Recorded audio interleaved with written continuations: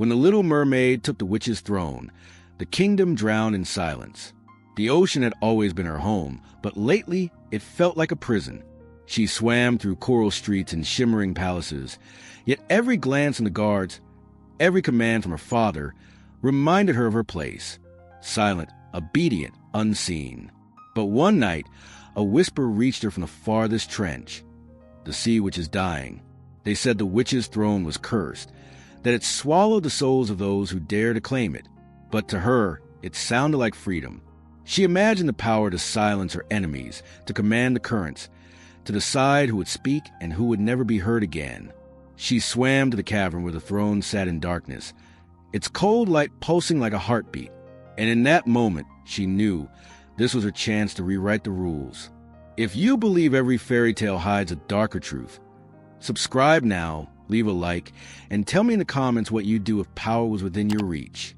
As her fingers brushed the throne's edge, a strange hum filled the water, and the ocean seemed to hold its breath. Somewhere, something ancient had just awakened. The kingdom beneath the waves was a marvel to behold, an empire of coral towers and bioluminescent streets, where every flicker of light told stories older than human memory. But for her, these wonders had grown hollow. She had swum these same paths 1,000 times, hearing the same songs, feeling the same chains of tradition wrapped tighter around her. Her father, the Sea King, ruled with a voice that could shake the currents, yet he feared the surface so much that he forbade even a glance toward it. To him, the human world was poison. To her, it was a promise of something more. She would often linger by the border, where the deep sea met the pale shimmer of sunlight filtering from above. From here, she could see the shapes of ships passing like slow-moving shadows. Sometimes she imagined climbing aboard one, shedding the weight of water from her body, feeling the air burn in her lungs. But those dreams were dangerous, the kind that had once cost her people dearly. She had heard the old warnings of shipwrecks, wars, and the betrayal of sailors. Still, the danger only sharpened her desire. After all, nothing forbidden ever truly loses its pull. Then came the night of the storm. Waves above thrashed violently, their rumble reaching even the deepest corridors of the palace. She followed the currents out of the safety of the gates, drawn to a flicker of green light far out in the open sea. That's when she found the dying eel, a creature marked with the swirling sigils of the sea witch. Its voice was barely a hiss, but the words it carried would haunt her forever. The throne is emptying, it will choose again. The message struck her like lightning in the dark. The witch was weakening, and her seat of power was vulnerable. She returned to the palace that night, but her mind was no longer in its marble halls. She imagined the throne, a thing of black coral and bone, whispered to be older than the tides themselves. It wasn't merely a seat. It was a living entity, pulsing with the magic of every voice it had claimed. If the eel's warning was true, someone new would inherit that power soon. And why not her? She had been silenced long enough. Her voice, she thought, could rule as easily as her father's, or perhaps even more ruthlessly. That thought rooted itself deep inside her. It grew while she sat in the court, pretending to listen to the tedious disputes of crab merchants and kelp harvesters.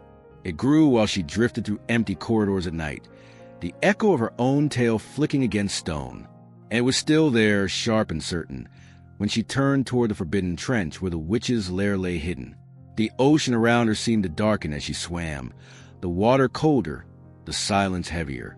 Somewhere in that blackness, the throne was waiting, and perhaps it had been waiting for her all along. The trench was a wound in the ocean floor, a place where sunlight dared not trespass. As she descended, the walls closed in, covered in black anemones that swayed like watching eyes. Her heartbeat matched the slow thrum in the water, the throne's call growing louder. She carried no offering, no plea for mercy. Her plan was not to beg, but to take. The closer she swam, the more the water seemed to thicken, as if it resisted her intrusion. Even so, she pressed on, until the jagged arch of the witch's lair loomed ahead. Inside, the cavern pulsed with dim green light. Shells carved into stone held jars of preserved sea creatures, scrolls sealed in wax, and strange relics stolen from shipwrecks. At the center, the sea which sat slumped in her throne of black coral, her tentacles curling weakly over its edges.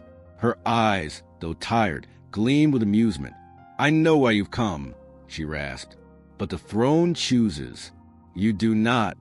The words were meant to intimidate, but the mermaid's lips curled into a quiet smile. She had no intention of waiting for the throne's blessing. With a flick of her wrist, she revealed a shard of mirror stolen from a sunken galleon, an artifact that could trap any voice it reflected. The witch lunged, tentacles thrashing, but the mirror caught her gaze. Her scream tore through the cavern, only to be swallowed into the glass, leaving silence so complete it ached. The witch's body collapsed, her form shrinking into a wither husk. The black coral beneath her shifted, roots twisting toward the mermaid as though recognizing a new master. The throne's magic hit her like a tidal wave. She could feel every voice in the ocean, each one a note in a vast, chaotic song. With a thought, she could mute them. She tried it on a cluster of shrimp chattering nearby, and their sound vanished, not replaced by quiet, but by an oppressive void. It was intoxicating. For the first time in her life, she felt not small, not unseen, but infinite.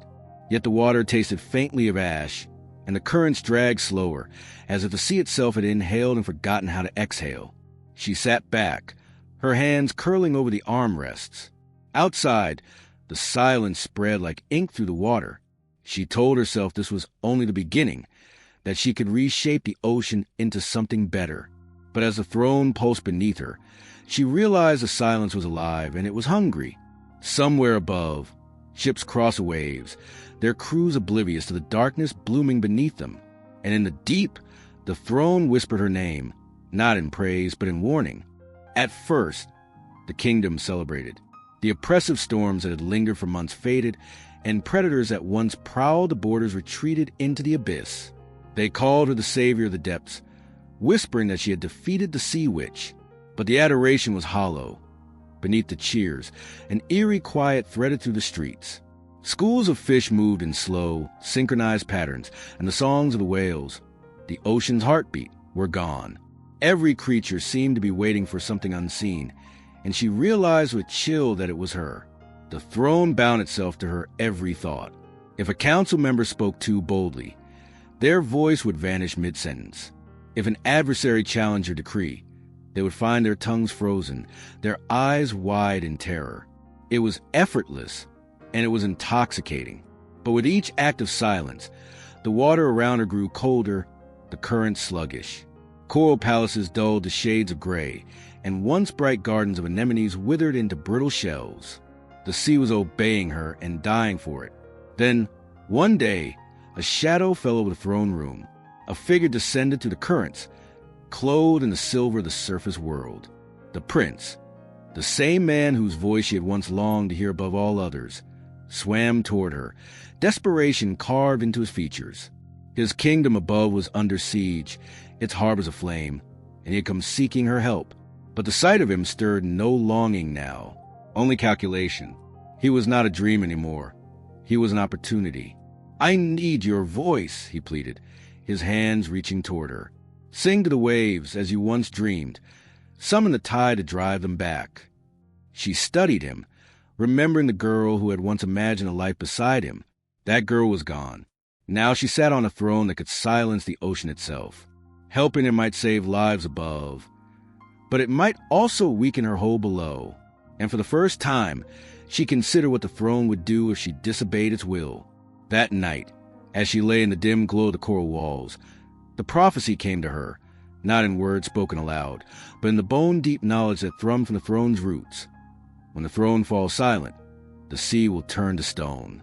She woke with a taste of salt and ash in her mouth, the water around her unnaturally still.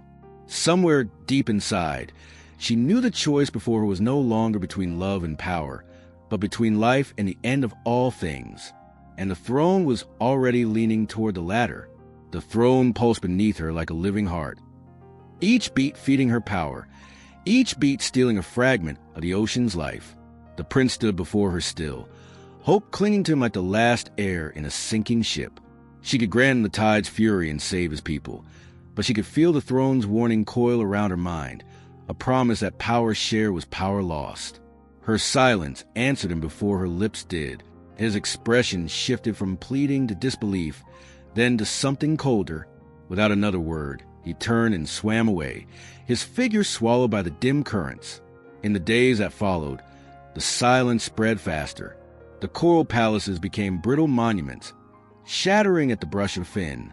Schools of fish floated motionless, their scales dulled to ash gray. Even the great whales, once defined their songs, sank into the depths without a sound. The ocean floor cracked open in jagged lines, and dark vents exhaled the stench of death. She sat unmoving, the throne's roots winding around her tail, fusing her to its black coral frame. The silence was no longer something she commanded. It was something she had become. When the final moment came, it was almost gentle. The last current stilled, and the water thickened until it felt like glass. Then the prophecy fulfilled itself. The ocean turned to stone. Vast plains of petrified waves stretched to the horizon, freezing the chaos of sea into an eternal, lifeless sculpture.